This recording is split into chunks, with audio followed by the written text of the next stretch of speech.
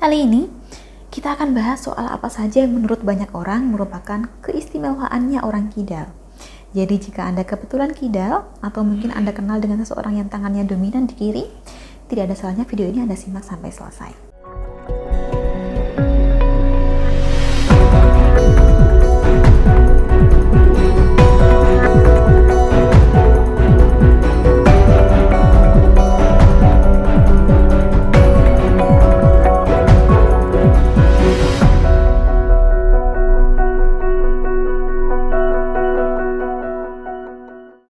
Salam Rahayu, kembali lagi dengan saya Dewi Suntari. Apa kabar Anda hari ini? Semoga selalu sehat dan selalu diberikan kemudahan serta kelancaran dimanapun Anda berada. Kali ini, kita akan bahas soal apa saja yang menurut banyak orang merupakan keistimewaannya orang kidal. Jadi jika Anda kebetulan kidal, atau mungkin Anda kenal dengan seseorang yang tangannya dominan di kiri, tidak ada salahnya video ini Anda simak sampai selesai. Istilah kidal artinya bertangan kiri. Kalau dalam bahasa Jawa, orang menyebutnya kidi. Dibandingkan mereka yang bertangan kanan, maka mereka yang cenderung bertangan kiri memang jumlahnya jauh lebih sedikit, minoritas istilahnya. Kebanyakan orang kidal, kidalnya ini sudah sejak zaman kanak-kanak. Tetapi karena di banyak kebudayaan, menggunakan tangan kanan itu dianggap lebih sopan, maka umumnya setelah beranjak dewasa, orang yang terlahir kidal ini akan belajar juga untuk menggunakan tangan kanan. Maka dari itu, ada orang kidal yang tetap kidal sampai tua. Ada yang beralih menggunakan tangan kanan. Ada juga yang bisa menggunakan kedua-duanya dengan sama mahir. Meskipun secara jumlah merupakan minoritas, tetapi orang yang bertangan kidal dipercaya memiliki banyak keistimewaan tersendiri. Termasuk diantaranya yang pertama adalah dianggap lebih cerdas, karena bisa mengaktifkan otak kanan dan kirinya secara bersamaan untuk melakukan kegiatan.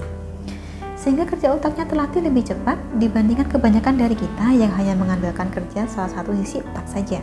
Maka dengan demikian, mereka yang kidal cenderung dapat mengelola atau mengolah berbagai informasi yang masuk secara bersamaan dengan lebih cepat juga. Yang kedua, ada juga yang berpendapat bahwa orang kidal memiliki daya regenerasi lebih cepat. Misalnya jika terkena penyakit stroke, maka proses penyembuhannya lebih cepat dibandingkan mereka yang bertangan kanan. Yang ketiga, bila Anda kidal, maka kemungkinan Anda memiliki jiwa yang lebih artistik, menyukai seni dan keindahan. Yang keempat, beberapa orang kidal juga jago dalam olahraga, termasuk catur, bulu tangkis, tenis, dan lain-lain. Yang kelima, ada pula pendapat yang mengatakan bahwa orang kidal memiliki ingatan yang lebih tajam. Yang keenam, orang kidal sering dianggap memiliki banyak bakat dan bisa mengerjakan berbagai macam tugas sekaligus. Yang ketujuh, memiliki kemampuan yang baik untuk bekerja di dalam sebuah tim secara solid. Yang kedelapan, banyak orang bilang orang kidal itu akan sukses dalam bisnis, karena biasanya memiliki keahlian yang tidak orang lain punya. Dan kesembilan, orang kidal terbiasa waspada. Sebab sehari-harinya dia harus bisa menyesuaikan diri dengan kondisi peralatan dan macam-macam piranti yang lebih banyak dibuat untuk orang bertangan kanan. Kemudian yang ke-10, orang kidal cenderung punya kesempatan untuk hidup lebih sehat, semata-mata karena ia lebih terbiasa menggunakan dan menyeimbangkan fungsi anggota tubuhnya. Yang ke-11, orang kidal juga dipercaya lebih cepat dalam mengambil keputusan. Demikian juga dengan refleksnya, yang biasanya lebih cepat dari orang lain. Yang ke-12, tidak jarang orang kidal cenderung menyukai hal-hal yang rumit, yang mengajak otak mereka untuk berpikir semakin keras. Yang ke-13, sebagian orang kidal mengetik lebih cepat daripada kita yang bertangan kanan.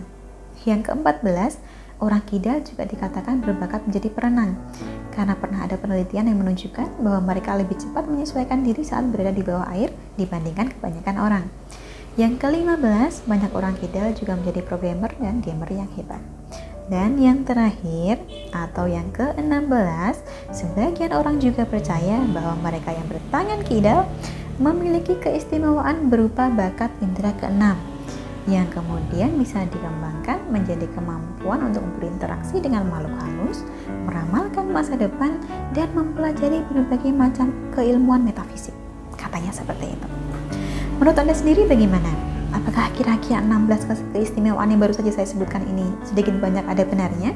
Untuk Anda yang kebetulan kidal atau punya kenalan orang kidal, boleh tuliskan pengalaman Anda di kolom komentar. Dari saya cukup sekian, terima kasih telah menyaksikan. Sampai jumpa di kesempatan selanjutnya dan salam Rahayu.